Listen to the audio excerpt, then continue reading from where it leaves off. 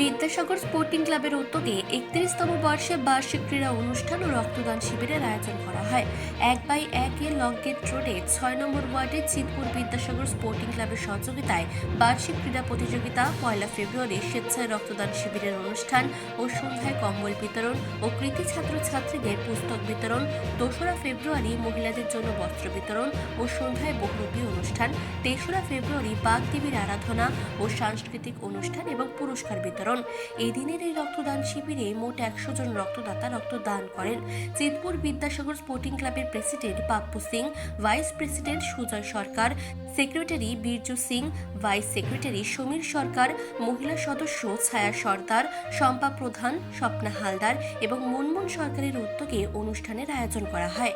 অনুষ্ঠানে উপস্থিত ছিলেন সিটি কেবলের কর্ণধর দিনকরি দত্ত মহাশয়, আলমবাজার মঠের স্বামী আত্মানন্দজি মহারাজ, তরুণ সাহা, কৃষ্ণকান্তি সিং এবং মিতালি দাস সহ অন্যান্য বিশিষ্ট অতিথিবর্গরা উপস্থিত ছিলেন। খুব আনন্দ হচ্ছে যে প্রাক সরস্বতী পুজোর দিন আজকে, আগামীকাল সরস্বতী পুজো আর পরশু সরস্বতী পুজো, দুদিন ধরে সরস্বতী পুজো। কত পুজো হবে এটা আমরা জানি না।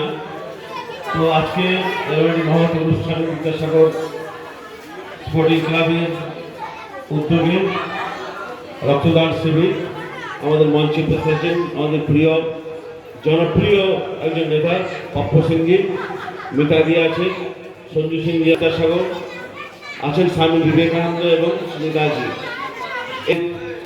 স্বাভিমান এই তিন মূর্তি আরও আছেন আমাদের দেশের নেতা বা যারা দেশ নায়ক বলতে যাদেরকে বোঝায়, এই তিনজন হচ্ছে আমার বিদ্যাসাগর। তুমি বিদ্যা হলো সব থেকে বড় সম্পদ।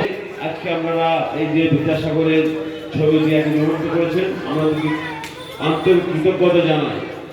কারণ শিক্ষা ছাড়া বলছে education and everything done, education হলে সব কিছু সম্ভব।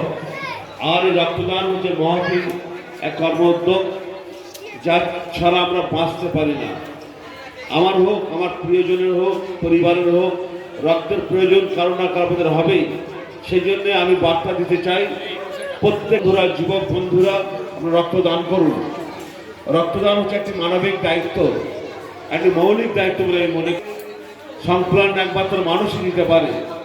সেই জন্যে এই রক্তদান যদি আমরা প্রত্যেকে সুস্থ শরীর থেকে করতে পারি, এটা আমাদের একটি নিজস্ব দায় এবং দায়িত্ব, সামাজিক দায়িত্ব, পারিবারিক দায়িত্ব আমাদের এটা।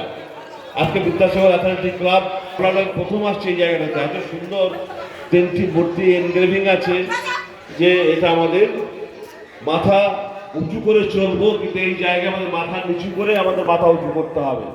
শুভ ঘোষের রিপোর্ট, চেতনা বার্তা, জেগে থাকে, জাগিয়ে রাখে।